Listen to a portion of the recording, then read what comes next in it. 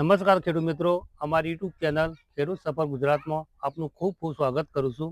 તો ખેડૂત મિત્રો, અમારા ઉત્તર ગુજરાતની અંદર પાટણ જિલ્લો, તાલુકો સિદ્ધપુર, ગામ કયું તમારું? કનેસા રામનગર. કનેસરા રામનગર. ખેડૂતનો પરિચય લઈએ. અમારા ગામની અંદર ગુલાબની ખેતી બી કરી છે ખેડૂતને. તો ખેડૂતને ગુલાબની ખેતી કઈ રીતના કરી અને આંતરપાક તરીકે ડુંગળીની બી ખેતી કરી છે. તો આપણે ખેડૂત મિત્રને પૂછીએ કે આ ગુલાબની ખેતી કરવાથી કેટલી ઉપજ આવે છે અને કેટલી આવક છે. તો તમારું નામ બોલો પહેલા. શાંતિભાઈ ગણેશભાઈ પટેલ. Mobile number? 9902517613. સરસ. તો તમે આ કેટલા વર્ષથી ગુલાબની ખેતી કરી? એમ 3 વર્ષથી. તે ગુલાબ તમે કઈ રીતે આમ આ લગાયેલા? રોપા લઈને લગાયા. રોપ નર્સરીમાંથી લાયેલા? નર્સરીમાં. અને કેટલા વર્ષના ગુલાબ થયા? આ ગુલાબ કેટલા વર્ષના થયા? કોનું કોઈ નક્કી ના કે ખેતીવાડી છે એમ નહીં કહેતો હું. આ ગુલાબ વાય તમારો કેટલો સમય થયો? 3 વર્ષ. આ ગુલાબનો આવક કેટલી થાય? એમ આવક રોજની 300-400 રૂપિયા રોજની સરેરાશ આવે. કેટલા કિલો ઉતારો તમે? રોજે રોજ ઉતારવા. એટલે આ તમે કેટલી જગ્યામાં આ ગુલાબ વાયેલા? પૂણા વીઘામાં. પૂણા વીઘામાં. એટલે વર્ષે આની આવક મિનિમમ એટલે કે વર્ષની અંદર તમારા ગુલાબમાંથી કેટલી આવક મળે? 70-80 હજાર રૂપિયા. તો ખેડૂત મિત્રો, એક પૂર્ણ વીઘો ખેતરમાં અમને ગુલાબની ખેતી કરેલી, એમાંથી વર્ષની અંદર 70-80 હજાર રૂપિયા તમે કમાવો, બરાબર.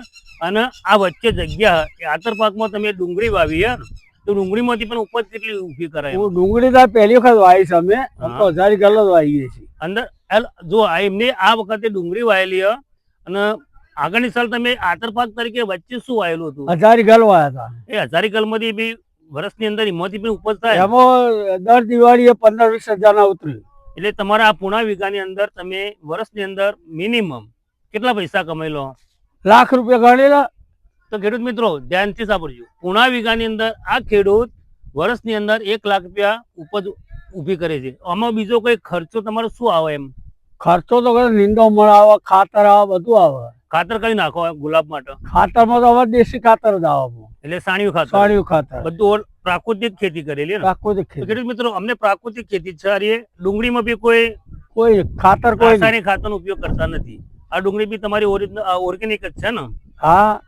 અને 1000 ગલમાં કોઈ ખાતર દર વખતે તમે આંતરપાકની અંદર કોઈ બી વસ્તુ વાવી જ લો. એટલે 1000 ગલ વાવો અને આ સાલ તમને ડુંગળી. તો મિત્રો, આ સાલે આ ડુંગળીની ખેતી કરેલી. આ ડુંગળી કેટલી ઉતરશે નીકળશે તમારે? હાલ તો કઈ કહેવાય 40-45 હજાર રૂપિયા થાય. તો આ લોકો જો ખેડૂત મિત્રો, તો તમે પણ આ રીતે ખેતી કરો. જો આંતરપાક તરીકે ડુંગળી વચ્ચે વાવો અને ગુલાબની ખેતી કરીએ અમને, તો અરે ગુલાબની ખેતીમાંથી વર્ષની અંદર 70-80 હજાર ને 70-80 હજારનો ગુલાબ વેચો. અને ગુલાબ તમે કઈ જગ્યાએ વેચો અને શું ભાવ છે? સિદ્ધપુર. એટલે 100 રૂપિયા. 100 રૂપિયાના પર 1 કિલો 100 રૂપિયા કિલો દીઠ. આપો તમે કોઈ માળીને કોઈ બોધેલા જ હોય. તમારા સિદ્ધપુર ની અંદર માળીની દુકાનો છે, બરાબર. તમે તો ખેડૂત મિત્રો, તમે પણ તમારા બાજુમાં કોઈ બજાર લાગતું હોય તો એની અંદર તમે છૂટક કહો તો હોલસેલના ભાવે બી ગુલાબ વેચી શકો. અને ગુલાબના ભાવમાં તો ચડાવ થાય. કોઈ સિઝન સારી આવે તો ઊંચો ભાવ હોય. અત્યારે વધારે ઉતર્યું તો 150 જ હોય સિઝનમાં. લગ્નની સિઝન હોય તો વધારે ભાવ. કોઈ નવરાત્રી હોય આમ તો 100 રૂપિયા બોધેલા. 100 રૂપિયા. જો આ ખેડૂતને પર કિલો 100 રૂપિયા હોલસેલના ભાવે આ ગુલાબ વીણી અને પેકિંગ જુઓ, આ જબલામાં ભરી અને તમે વેપારીને આપી આવો. સરસ. તો આ કોઈ ખેડૂત મિત્રો, તમે પણ આ તમારી ઓછી જમીન હોય અને તમે આ રીતે ખેતી કરો તો પૂણા વીઘાની અંદર લાખ રૂપિયાની આજુબાજુની આવક મેળવી શકો. તો ખેડૂત ભાઈઓ, તમે પણ તમારા ખેતરની અંદર આ રીતે વાવેતર કરી અને ઉપજ મેળવી શકો અને સારી એવી આવક મેળવી શકો. આભાર.